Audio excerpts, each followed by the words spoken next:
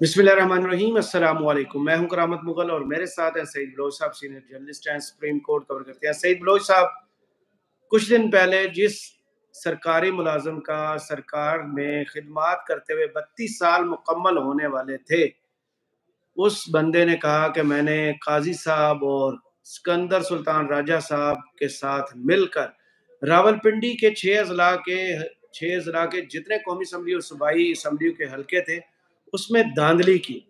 मैंने 70-70 हजार वोटों की लीड से जीतने वालों को 50-50 हजार की लीड से हरा दिया। मैंने ठप्पे लगाए। उस बंदे के इस बयान पर, साबिक कमिश्नर रावलपिंडी लियाकत अली चट्ठा के बयान पर मुस्लिम लीग नून ने बढ़ चढ़ के प्रेस कॉन्फ्रेंस भी की थी और बार बार ये साबित करने की कोशिश की थी कि इनका ज़हनी तवाज़ुन ठीक नहीं, इनकी हालत ठीक नहीं। आज वो अचानक जब इलेक्शन कमीशन के सामने पेश हुए हैं तो खबर चलाई जाती है कि उन्होंने माफ़ी मांग ली है। उन्होंने कहा है कि मेरे रिटायरमेंट से पहले काफ़ी दबाव में था जिसकी वजह से ये बयान दिया, मैं कौम से माफ़ी मांगता हूँ। क्या आप भी यही तवक्को कर रहे थे कि एक ज़हनी मरीज़ जो है वो एक हफ्ते में सेहतयाब हो के अपने पहले बयान से डिनायल दे दे? बहुत शुक्रिया करामत मुगल साहब। देखें ये बड़ी अजीब बात है हमारे यहाँ। जो रियासती इदारे जब लोगों को उठाते हैं ना तो चंद रोज के अंदर अंदर उनका सॉफ्टवेयर अपडेट करने के हवाले से हमारे यहाँ बड़ा तसल्ली बख्श काम किया जाता है।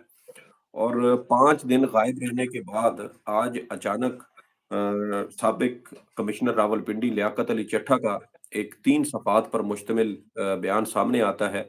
और ये बयान जमा करवाया गया था इलेक्शन कमीशन ऑफ पाकिस्तान के सेक्रेटरी को। और ये बयान भी मीडिया को लीक किया गया। और जिस एक मखसूस वो सहाफ़ियों का वो तबका जिनको इससे पहले मुख्तलिफ ऑडियोज़ फ़ीड की गई, लीक की गई उन्हें, और उसकी बुनियाद पर इमरान खान और सुप्रीम कोर्ट के साबिक जजेस के खिलाफ भी प्रोपेगेंडा किया गया। मेरे ख्याल में एक बार फिर वही जो तरीक़ाकार था, तरीक़ा वारदात था, उसके ऊपर अमल दरामद किया गया है। और आपने बिल्कुल ठीक कहा कि 5 दिन एक बंदे को, जिसके बारे में पहले ये कहा गया कि वो ज़हनी मरीज़ है और उसका ज़हनी तवाज़ुन दुरुस्त नहीं है। और हनीफ अब्बासी साहब जो रावलपिंडी से मुस्लिम लीग नून के जो रहनुमा हैं, उन्होंने तो प्रेस कॉन्फ्रेंस में ये भी कह दिया कि वो उनसे ज़हनी दबाव वाली अद्वियात भी लेते रहे हैं। तो और आप बैरूनी देखें कि साजिश भी जब कहा था। जी, जी, जी, जी। और आप देखें कि जब ये सारी चीज़ें हो रही थीं तो उस वक़्त कहा गया कि लियाकत अली चट्ठा साहब ज़हनी मरीज़ हैं और 5 दिन फिर उनको लापता रखा गया और 5 दिन के अंदर-अंदर उनका ऐसा अकसीर इलाज किया गया है कि अब वो उनकी ज़हनी हालत भी ठीक हो गई है। उनके जो इल्ज़ामात थे वो भी अचानक वापस हो गए। और यहाँ मुझे जो लगता है करामत मुग़ल साहब, वो एक हैरानकुन बात ये है कि लियाकत अली चट्ठा साहब ने 5 रोज़ पहले यानी 17 फरवरी को प्रेस कॉन्फ्रेंस की थी। प्रेस कॉन्फ्रेंस में उन्होंने अपने वो इल्ज़ामात सामने रखे और ये भी कहा कि चीफ इलेक्शन कमिश्नर और चीफ जस्टिस पाकिस्तान के साथ उन्हें भी रावलपिंडी के कचहरी चौक में फांसी दी जाए। अब सवाल ये पैदा होता है कि 5 दिन के बाद उनका 3 सफ़ात पर मुश्तमिल बयान ही क्यों सामने आया है? अगर उस वक़्त भी उन्होंने प्रेस कॉन्फ्रेंस के ज़रिए धांधली के इल्ज़ामात लगाए थे, तो फिर आज भी प्रेस कॉन्फ्रेंस के ज़रिए उनको अपने इन तमाम इल्ज़ामात की तरदीद करनी चाहिए थी। उस वक़्त भी उन्होंने मीडिया के सवालात लिए, आज भी फिर वो मीडिया के सवालात लेते। और मुस्लिम लीग नून का ये मौक़िफ़ कि उस वक़्त वो ज़हनी अभी मरीज़ थे और आज ब्रेकिंग चल रही है अचानक सर कि संतुष्ट हो गए। एंकर इमरान रियाज को गिरफ्तार कर लिया गया है। एबीएन न्यूज़ पर अभी खबर चल रही है कि एंकर इमरान रियाज को गिरफ्तार कर लिया गया। इनको एफआईए ने कल बुलाया था जवाब जमा कराने के लिए, लेकिन एक रोज पहले ही 23 फरवरी को नोटिस था पेश हो, लेकिन 22 फरवरी की रात को ही गिरफ्तार कर लिया गया है। मैंने कहा अपडेट एफआईए आपको करता चला। एफआईए ने गिरफ्तार जी, किया है एफआईए सर। ने असद तूर और इमरान रियाज को पेश होने का कहा हुआ अब था देखें अदलिया ना के खिलाफ नोटिस, मुहिम वाले केस में। देखें ना अब हालात आप देखें हमारे स्टेट के कि जिस बंदे को कल बुलाया गया था 23 फरवरी को और उस वो शायद एफआईए के सामने पेश भी हो जाता। लेकिन हमारे यहाँ रियासती इदारे अब जिस तरीके से आज़ादी इज़हार राय को कुचलने के ऊपर काम कर रहे हैं, और लोगों को जेआईटी बनाकर डराया धमकाया जा रहा है। तो कल तक सब्र कर लेती एफआईए, कल वो पेश हो जाते तो फिर आप कानूनी तरीकाकार के मुताबिक जो कार्रवाई बनती आप कर लेते, कम से कम उनको जवाब तो देने देते। और फिर ये भी बड़ी बात है करामत मुगल साहब के इस्लामाबाद हाई कोर्ट सर के याद जजमेंट रखिएगा, अभी मौजूद। नून लीग की हुकूमत आई नहीं है। जिस जी, दिन जी, ये आई आ नहीं गई, है। फिर आप देखें मीडिया के साथ क्या होता है। देखिए, मेरे ख्याल में तो ये मुस्लिम लीग नून की ही इनका हुकूमत है। असल चेहरा मुस्लिम लीग नून की, हुकूमत में आने के बाद आपको नजर आएगा। देखें, इनकी हुकूमत कभी खत्म ही नहीं हुई थी। ये हुकूमत ही इन्हीं की थी और यही हुकूमत पस पर्दा चला रहे थे। और अभी भी मेरे ख्याल में सारा कंट्रोल इन्हीं के पास है। और इससे पहले भी इमरान रियाज साहब को गिरफ्तार किया गया, मुख्तलिफ मुकदमात उनके खिलाफ बनाए गए, फिर उनको रिहा किया गया, फिर सियालकोट एयरपोर्ट से उनको अगवा किया गया, लापता कर दिया गया। 143 दिन तक उनको लापता रखा गया। फिर जब उनको रिहा किया गया तो उनकी हालत जो है वो इस काबिल नहीं थी कि वो ठीक से बोल नहीं सकते थे, अल्फाज की अदायगी उनसे दुरुस्त नहीं होती थी। फिर तकरीबन 2 महीने की मुख्तलिफ इलाज और मशकों के बाद अब जाकर वो बोलने के काबिल हुए। और अब उनके शायद कोई 1-2 ट्वीट या 1-2 उनके वीलॉग से फिर मुस्लिम लीग नून को इतना खतरा पैदा हो गया है कि पहले एफआईए से नोटिस जारी करवाया और जब नोटिस से पहले यानी 23 फरवरी को तलब किया गया था और तलबी से भी 1 दिन पहले गिरफ्तार कर लिया। तो यहाँ से आप जी, अंदाज़ा जी, लगा लें कि पंजाब में इनकी हुकूमत हुकूमत। उनकी आ रही है, पंजाब में जी, जी। हुकूमत आ रही है, तो और मीडिया आप को तो देखें अब कि टफ इनकी टाइम देखना ही इनकी देखना है।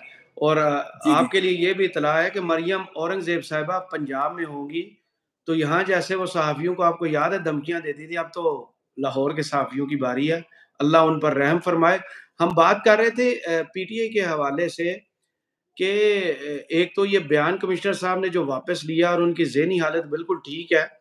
दूसरा, पीटीआई ने 3 मार्च को इंट्रा पार्टी इलेक्शन कराने का कहा है कि ये इलेक्शन तो मैंडेट काफ़ी हद तक चोरी हुआ, शायद सेनेट का मैंडेट बच जाए। लेकिन मखसूस नशिस्तों की तफसील ना सामने आना, फिर अकबर एस बाबर जिसने इलेक्शन लड़ा ही नहीं है, जिसको इलेक्शन लड़ना था ना पीटीआई के बल्ले के निशान पर, उसने इलेक्शन नहीं लड़ा। अब वो फिर इलेक्शन कमीशन पहुँच गया है इसको चैलेंज करने के लिए। देखें, लियाकत अली चट्टा साहब ने जो 3 सफ़हात पर मुश्तमिल बयान दिया ना, पहले मैं उसका वो मतन आपको पढ़ के सुना देता हूँ कि उसके अंदर गलतियाँ और ख़ामियाँ क्या हैं। कमिश्नर रावलपिंडी ने अपने 3 सफ़हात पर बयान में कहते हैं कि मैंने एक सियासी जमात के बहकाने पर अपना बयान दिया। मेरा बयान सरीहन गैर ज़िम्मेदाराना अमल और गलत बयानी थी। मुझे अपने बयान पर बहुत शर्मिंदगी है, कौम से माफ़ी माँगता हूँ। इसके अलावा उन्होंने कहा कि मैं 9 मार्च को रिटायर हो रहा था, मुस्तकबिल और सरकारी मराहत छूटने पर परेशान था। तो ये बड़ी अजीब बात है कि भई जब आप रिटायर होते अपनी मुद्दत पूरी करके तो जो आपकी मराहत बनती थी वो तो आपको मिलनी थी, पेंशन भी मिलती। और इसके अलावा वो आगे कहते हैं कि एक सियासी जमात के ओहदेदार के कहने पर ऐसा किया। ये ओहदेदार 9 मई के वाक़यात में मुलव्वस होने पर मफ़रूर हो गया था। सियासी जमात के ओहदेदार से मेरा राब्ता रहता था। मैं सियासी जमात के ओहदेदार की खुफ़िया मदद भी करता था। मैंने 11 फरवरी को खुफ़िया तौर पर लाहौर जाकर उस रहनुमा से मुलाकात की। अच्छा, अब ये जो रहनुमा की बात कर रहे हैं, ये हैं पंजाब में जो अपोज़िशन लीडर बनने जा रहे हैं मियाँ असलम इकबाल साहब, ये उनका हवाला दे रहे हैं। और आप नहीं, अंदाज़ा नहीं, लगाएँ जो कि एआरवाई ने खबर सर की है ना, इसमें थोड़ा-सा डिफरेंट आया है। उसमें इन्होंने अच्छा, मुअन्नस इलाही का कहते हैं नाम लिया है, मुअन्नस इलाही का नाम लिया है। देखिए मूनस जो इलाही साहब इत्तलात जो हैं पहुँची हैं, उनके मूनस इलाही कहने पर साहब उन्होंने ये बयान दिए। जी, जी, जी, जी, देखिए, जी, जी। यूनस यूनस इलाही साहब 9 मई से बहुत पहले बैरून मुल्क रवाना हो चुके थे। मूनस इलाही साहब मुझे याद पड़ता है शायद गुज़श्ता साल जनवरी या फरवरी 2023 में बैरून मुल्क रवाना हो गए थे। वो यहाँ पर थे ही नहीं। ये बात कर रहे थे असलम इकबाल साहब की और इसी हवाले से अज़मा बुखारी साहिबा ने 17 फरवरी को एक ट्वीट किया था। और अज़मा बुखारी साहिबा ने भी ये बात की और उन्होंने कहा कि कमिश्नर रावलपिंडी ने इस्लामाबाद में पीटीआई के एक ओहदेदार से मुलाकात की है, इस्लामाबाद में। और आज जो कमिश्नर रावलपिंडी का 3 सफ़हात का बयान है, उसमें वो ये कहते हैं कि मैंने लाहौर में पीटीआई ओहदेदार से जाके मुलाकात की। तो ये हुँ। हवाला दे रहे हैं मियाँ असलम इकबाल साहब का, क्योंकि असलम इकबाल साहब अब पंजाब में बनने जा रहे हैं अपोज़िशन लीडर। तो ये इनको अभी से खौफ इनके सर पे सवार हो चुका है। ये बहुत ज़्यादा डर खौफ का जो शिकार हैं। अभी मियाँ जो असलम इकबाल पीटीआई को की निशाना बनाने की कोशिश कायदीन कर रहे की हैं। जो मीटिंग हुई है, उसमें उन्होंने फैसला किया है कि मियाँ असलम इकबाल साहब, पहले तो शायद उनकी प्लानिंग थी ना कल असेंबली जाएँ, लेकिन अब खबर आई है कि वो कल असेंबली जाएँगे और हलफ भी उठाएँगे। जी, जी।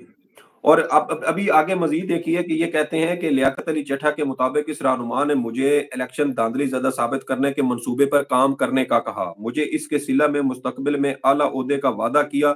यानी जो शख्स 9 मई के वाक़यात में खुद मफ़रूर है, छुपा हुआ है, रोपोश है, वो एक हाज़िर सर्विस सरकारी अफ़सर को ये कह रहा है कि तुम हमारे लिए ये काम करो, तो हम जब हुकूमत में आएँगे तो हम तुम्हें आकर मराद से नवाज़ेंगे। तो जो सरकारी अफ़सर मौजूदा रेजीम के साथ है, तो वो फिर उनकी जी हज़ूरी करता, तो फिर वो तो उनको ज़्यादा बेहतर तरीके से वो कर सकते थे। तो ये पूरे बयान को अगर आप पढ़ें, तो साफ नज़र आता है कि ये दरहकीकत पीटीआई के खिलाफ ही ये बयान दिया गया है और इस बयान का मकसद सिर्फ़ और सिर्फ़ पीटीआई पर कीचड़ उछालना और मुस्लिम लीग नून का अब देखें ना अज़मा बुखारी साहबा को कैसे मालूम हुआ था जिस दिन कमिश्नर रावलपिंडी साहब गिरफ्तार हुए थे कि इन्होंने इस्लामाबाद में पीटीआई के किसी रहनुमा से मुलाकात की है और वो वही चीज़ सिर्फ़ शहर का फ़र्क आया है। ये इस्लामाबाद बता रही थी और कमिश्नर साहब कहते हैं कि मेरी लाहौर में मुलाकात हुई, बाकी प्लान सारा वही था। ये सारी चीज़ें पहले से तयशुदा थी और इसका मकसद ये था कि इसको जोड़ा जाए कि पीटीआई ने इसके ऊपर दबाव डाला और ये सारा कुछ किया। तो ये अपने जाल में ये खुद फँस रहे हैं और मेरा ये एक अपनी मेरी ये राय है कि जो ये कमिश्नर रावलपिंडी है, उनका 3 सफ़ात पर मुश्तमिल बयान जारी करने का एक मकसद ये भी है कि मुझे लगता है कि शायद वो इस वक़्त किसी अच्छी जिस्मानी हालत में नहीं है और मुमकिना तौर पे उनके ऊपर कोई तशद्दुद भी किया गया होगा, जिसकी वजह से उनको मीडिया के सामने नहीं लाया गया, वरना जिस शख्स ने इल्ज़ामात लगाने के लिए प्रेस कॉन्फ्रेंस की थी, उसके इल्ज़ामात की तरदीद के लिए भी प्रेस कॉन्फ्रेंस की जाना चाहिए थी। लेकिन इलेक्शन कमीशन को 3 सफ़ात का बयान जारी करवा दिया गया, लेकिन जो डैमेज होना था, वो पहले हो चुका है और पीडीएम जितनी मर्ज़ी उछल-कूद कर ले, जितना मर्ज़ी भाग-दौड़ कर ले, धांधली के इल्ज़ामात का जो एक दाग इनके ऊपर लगा है, वो इनको धोना पड़ेगा।